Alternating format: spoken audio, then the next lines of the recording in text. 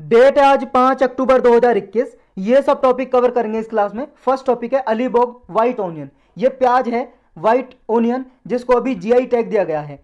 Geographical indication tag 10 साल के लिए दिया जाता है। 1999 का एक एक्ट बनाया हुआ हमारे इंडिया में। जब भी किसी प्रोडक्ट की चाहे मैन्युफैक्चरिंग हो, चाहे क्रॉप कल्टीवेशन करके बनाया हो, चाहे हाथ से कोई प्रोडक्ट बनाया हो, जिसकी कोई यूनिक क्वालिटी होती है, उसको दिया जाता है जीआई टैग। इस नाम से कोई दूसरा उसको नहीं बेच सकता। अगर बेचेगा तो उसके पे पेनल्टी लग सकती है। तो इसको अलीबाग रीजन कहाँ पे, महाराष्ट्र में मुंबई के पास है। मुंबई के साउथ में देखो, यहाँ पे कोस्टल एरिया है ये अलीबाग, यहाँ पे उगाई जाती है ये प्याज। इसकी यूनिक क्वालिटी है इसलिए दिया गया है इसको। और 10 साल के बाद इसको रिन्यू भी किया जा सकता है अगले 10 साल के लिए। तो ये मुंबई के साउथ में है अलीबाग। और यहाँ पे लोकल फार्मर 200 साल से इसको उगाते आ रहे हैं। 1883 में गवर्नमेंट ने गजेटी ऑफ इंडिया में भी इसको पब्लिश किया था ओनियन के बारे में। सॉइल है जो यहाँ की, इसमें लो सल्फर कंटेंट है, यानी कि सॉइल जो है मिट्टी यहाँ की, सल्फर कंटेंट लो होने की वजह से इसमें अच्छे से प्याज उगाई जा सकती है। और इस ऑनियन की देखो यूनिक क्वालिटी क्या क्या है। एक तो लो पुंजेंसी है, यानी कि जो देखो फसल, मतलब ये प्याज होती है जो ओनियन खाने के बाद, जो सिंपल ओनियन होती है उसे खाते हो तो तीखा सा लगता है थोड़ा, तो इतनी तीखापन इसमें नहीं होता, कम होता है। स्वीट टेस्ट होता है इसका, थोड़ा मीठा होता है। और इसको काटने के बाद टीयर भी, आंसू भी नहीं निकलते आंखों से। लो पायरुविक एसिड होता है इसमें, हाई प्रोटीन कंटेंट होता है, फैट फाइबर कंटेंट भी अच्छा होता है। और हाईली एंटीऑक्सीडेंट कंपाउंड होते हैं इसमें। ये देखो हमारी इम्यूनिटी को भी, जो प्रतिरोधक क्षमता होती है उसको भी बूस्ट करती है, बढ़ाती है। इंसोम्निया में भी हेल्प करती है, भूलने की जो आदत होती है ना, इसको मिटाती है। ब्लड क्लीनिंग करती है, हमारे ब्लड को साफ करती है। ब्लड प्रेशर, हार्ट रिलेटेड जो भी एलिमेंट्स, बीमारी, डिसीज वगैरह होती हैं, उनमें फायदेमंद है ये प्याज। नेक्स्ट टॉपिक है launch of wetlands of India portal. एक पोर्टल यानी कि इंटरनेट पे एक साइट, जैसे google.com है, एक साइट लॉन्च की है ये ministry of environment, forest and climate change ने। देखो 4 से 10 अक्टूबर में ये आज़ादी का अमृत महोत्सव का वीक मनाया जा रहा है, गांधी जयंती के उपलक्ष्य में, तभी ये लॉन्च किया है ये साइट। इसका नाम है STTP, ये डबल बिंदी और ये डबल स्लैश indianwetlands.in और ये स्लैश, ये पोर्टल है indianwetlands.in। इस साइट पे क्या होगा, कंट्री के जितने भी वेटलैंड्स हैं वो सारी इंफॉर्मेशन उपलब्ध होगी। वेटलैंड क्या होता है, देखो वेटलैंड होता है आर्द्र भूमि, हिंदी में बोलते हैं जिस भूमि पे परमानेंटली या सीजनली पानी भरा रहता हो, उसको बोलते हैं वेटलैंड। जैसे कोई झील हो गई, लेक, या कहीं पे पानी भरा हुआ है, तो ये क्या हो गया, वेटलैंड हो गया। तो ये जो भी एक सिंगल पॉइंट इंफॉर्मेशन सिस्टम होगा ये पोर्टल, वेटलैंड की कैपेसिटी बिल्डिंग मटेरियल क्या है, डेटा रिपोजिटरी उसके बारे में, वीडियो, और स्टूडेंट्स कोई इन्फॉर्मेशन लेना चाहता है उसके बारे में सारी इन्फॉर्मेशन मिलेगी। हर एक स्टेट और यूनियन टेरिटरी के लिए इस पोर्टल पे एक अलग से डैशबोर्ड होगा, जिसमें हर एक स्टेट अपनी इन्फॉर्मेशन प्रोवाइड कर सकता है। ये प्रोजेक्ट को कमीशन किसने किया है, मतलब बनाया किसने इस प्रोजेक्ट को, वेटलैंड, इंडियन वेटलैंड जो .in ये पोर्टल साइट बनाई है, इसको बनाया है, लॉन्च तो क्या है, देखो मिनिस्ट्री ऑफ इन्वायरमेंट ने बनाया है। ये 3 नॉन प्रॉफिट ऑर्गेनाइजेशन है।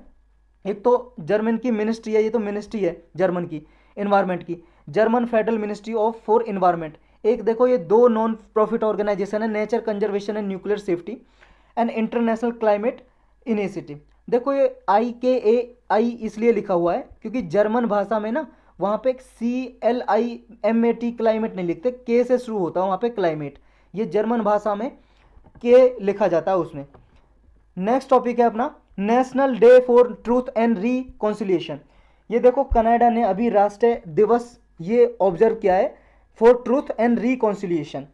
क्यों किया है, क्योंकि देखो बहुत सारे बच्चे लॉस्ट हो गए थे, खो गए थे, और कंट्री में जो इंडिजिनस रेजिडेंशियल स्कूल्स हैं वहाँ से बहुत सारे बच्चे खो गए थे, उनकी फैमिली और कम्युनिटीज़ के लिए ये 30 सितंबर को national day for truth and reconciliation observe किया है और हॉलीडे डिक्लेयर किया है, ताकि जो भी सिटीजन है उनको क्या है, इंडिजिनस चिल्ड्रन और उनकी याद में उनको एजुकेट किया जा सके, उनके बारे में बताया जा सके। तो ये बच्चे कौन है, क्या है, इनके बारे में जानेंगे। देखो सारे जो सिटीजन है उनको इनक्रेज किया जा रहा है कि वो ऑरेंज कलर के कपड़े पहने। इस टाइम पे 30 सितंबर को उन्होंने ऑरेंज कलर के कपड़े पहने और हाईलाइट किया जो भी इंडिजिनस चिल्ड्रन थे उनकी कल्चर और फ्रीडम को एक तरह से रेस्ट्रिक्ट किया गया था।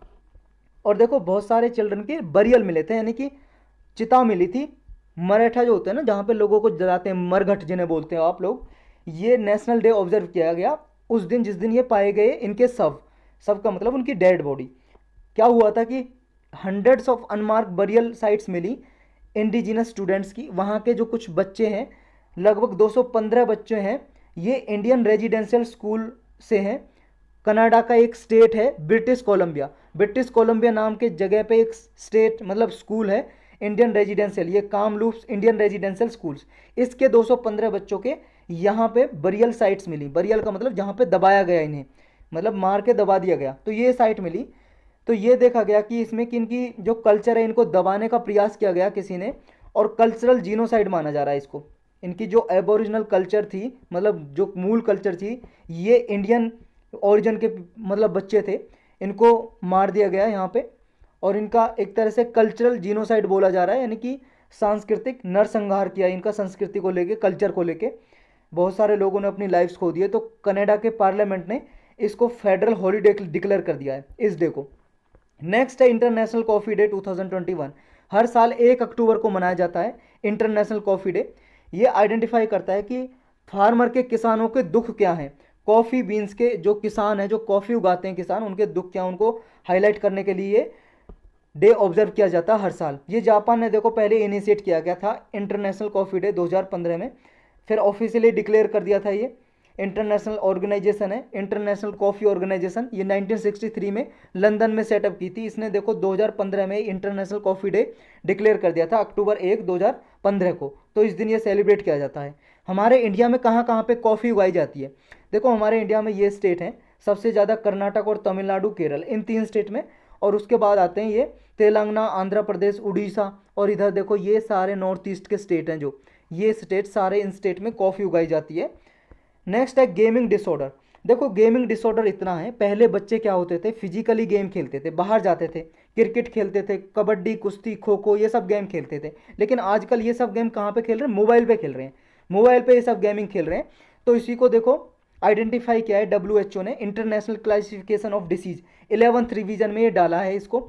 और ये डिजिटल गेम की, जो वीडियो गेमिंग की, डिजिटल गेम की ज़्यादा जो ये बढ़ती जा रही है लोगों में, ये मतलब एक तरह से लोगों में ज़्यादा प्रचलन बढ़ता जा रहा है, बच्चों में, लोगों में, तो इसको हाईलाइट किया है।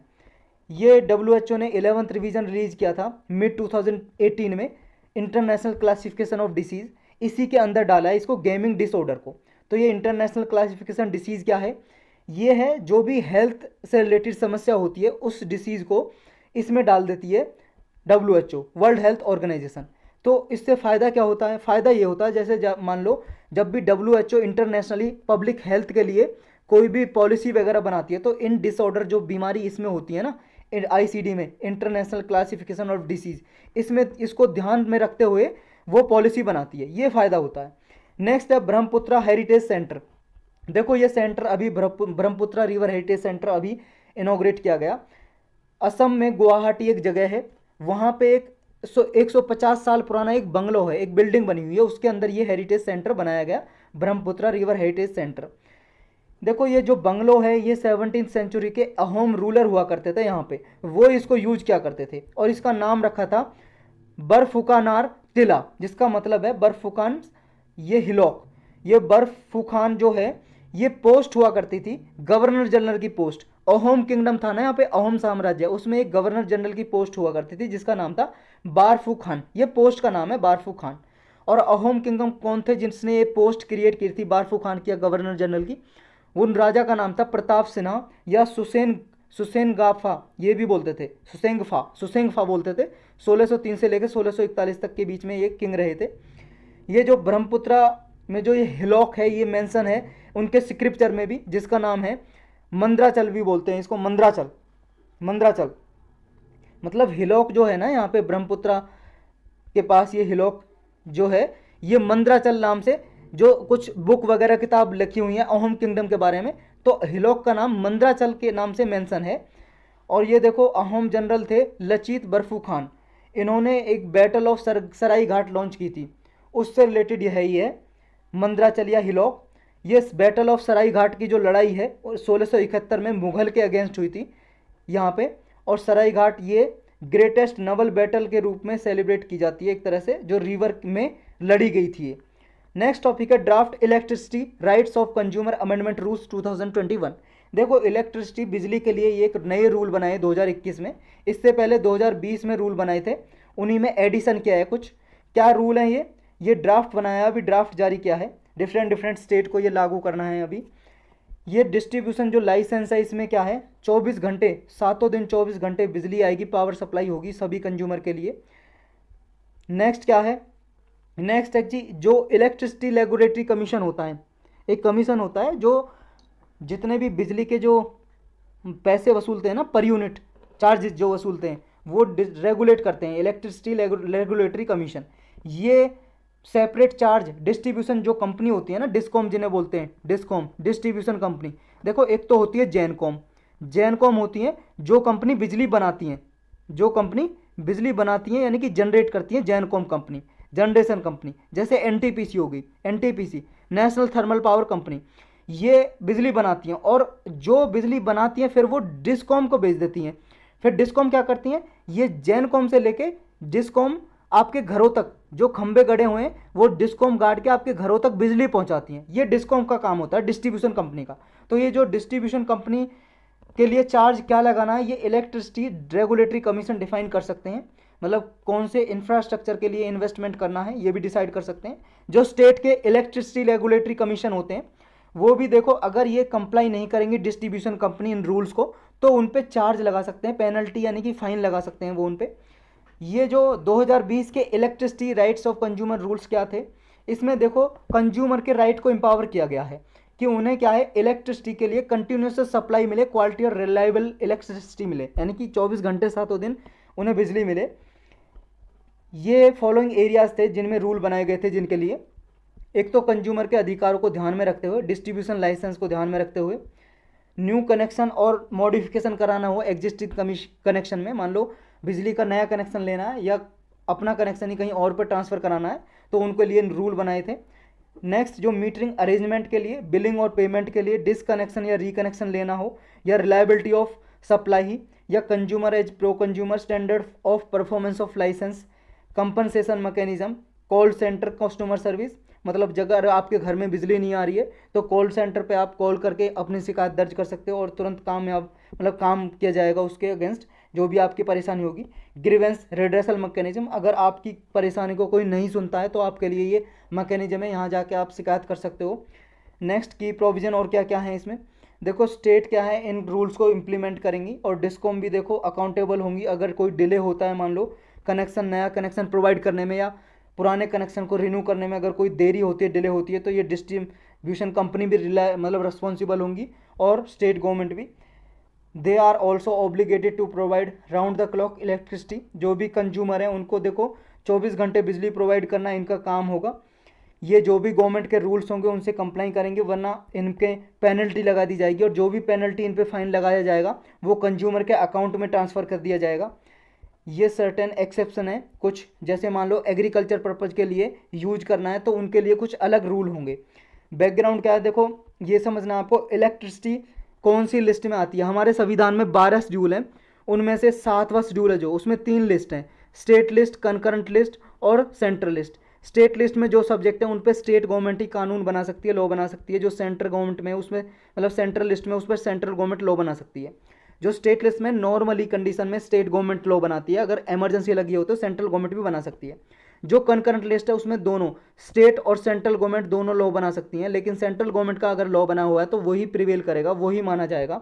तो इलेक्ट्रिसिटी कौन सी लिस्ट में आती है, ये कनकरेंट लिस्ट में आती है, यानी कि दोनों गवर्नमेंट स्टेट भी और सेंट्रल गवर्नमेंट भी लॉ बना सकती है इलेक्ट्रिसिटी के लिए। तो यही थे आज के टॉपिक।